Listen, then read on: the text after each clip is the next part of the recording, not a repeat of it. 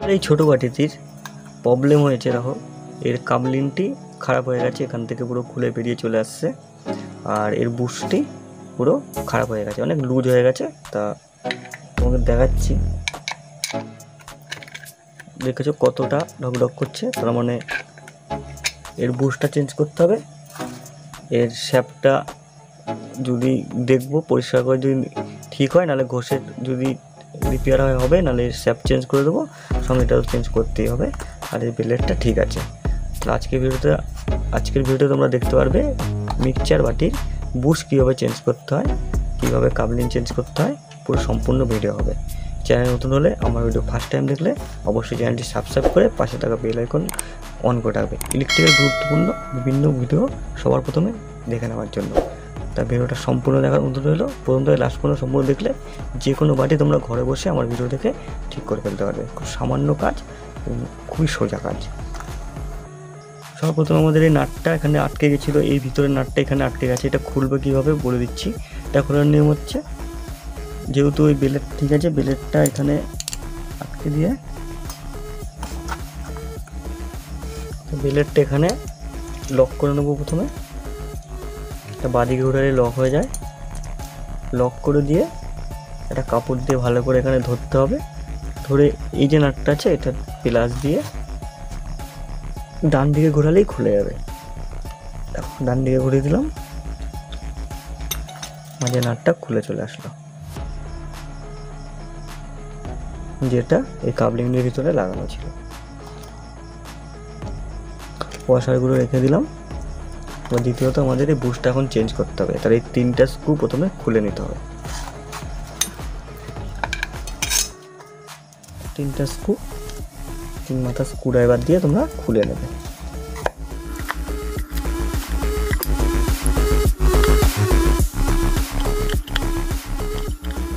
এটা স্ক্রু খুলে নিলাম, খুলে নিয়ে এটা বাড়ি মারলেই বেরিয়ে যাবে।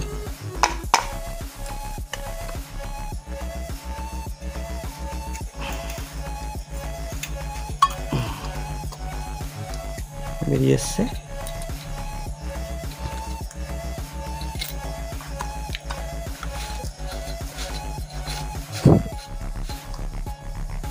এই বুশটা খোলার জন্য এটা বাটির, এটা যে বেসটার পিছনের দিক সামনের দিক, তার সামনের দিক দিয়ে বাড়ি মেরে এই বুশটা এখান দিয়ে খুলতে হবে।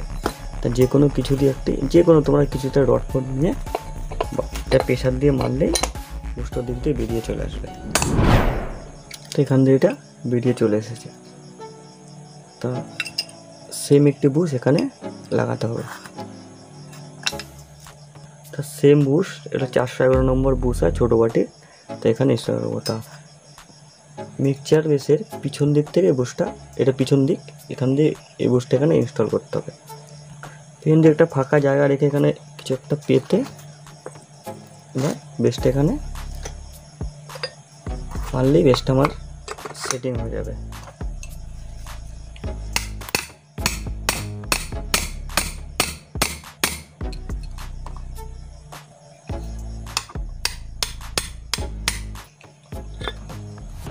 দেখতে পাচ্ছ বুশটা এখানে সেট হয়ে গেছে। এবার এই গ্যাসকেটটা ঠিক যেরকমভাবে এখানে দেওয়া ছিল সেরকমভাবে দিয়ে আর যে বাটিটি আছে সেটা এখানে লাগিয়ে দেবো। সেম বাটিটা লাগিয়ে দিয়ে যে 3টা স্ক্রু আছে 3টা স্ক্রু লাগিয়ে দেবো। 3টা স্ক্রু এখানে লাগিয়ে দিয়েছি। এটা লাগানোর পরে এবার আমাদের যে এই স্যাপটা আছে, স্যাপটা ভালো করে পরিষ্কার করে নিতে হবে। যেহেতু স্যাপটা জং ময়েশ্চার পড়ে গেছে, পরিষ্কার করে নেবো। একটা এমআরই পেপার, সরু এমআরই পেপার সিজ কাগজ দিয়ে স্যাপটাকে ভালো করে পরিষ্কার করে নিচ্ছি।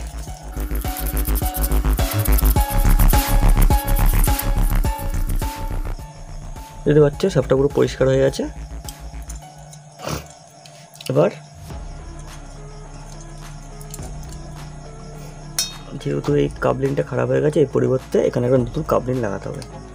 কাবলিনটির পরিবর্তে এই কাবলিনটি লাগাবো। কালোগুলোর থেকে সাদাগুলো কোয়ালিটির ভালো হয়। তা সেম আমরা এবার ফিটিং করে দেবো। কাটার এখানে আগেই লাগিয়ে নিয়েছি, এবার সেম এখানে ঢুকিয়ে দেখে নেবো ঠিক আছে নাকি। তার দূরত্ব ঠিকই আছে। পিছন দিকে ঘুরিয়ে এখানে যতটা পরিমাণ ওয়াশার লাগবে ওয়াশার দিতে হবে।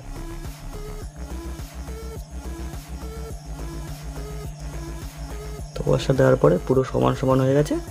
এবার আমার যে কাবলিনটা আছে, কাবলিনটা লাগানোর নিয়ম এটা, বাঁ দিকে ঘোরালেই সেট হয়ে যাবে। বাঁ দিকে ঘুরিয়ে ভালো করে টাইট করে প্লাস দিয়ে কিছু দিয়ে টাইট করে দিলেই আমার কাজ শেষ। তা রেডি যাচ্ছ, আর বাটি রেডি। এ সামান্য একটি কাজ। আজকে ভিডিও এটুকুই ছিল। ভিডিও ভালো লাগলে অবশ্যই লাইক করবে। দেখা হবে পরের একটি গুরুত্বপূর্ণ ভিডিওতে। সবাই ভালো থাকবে, সুস্থ থাকবে। Tata, bye bye.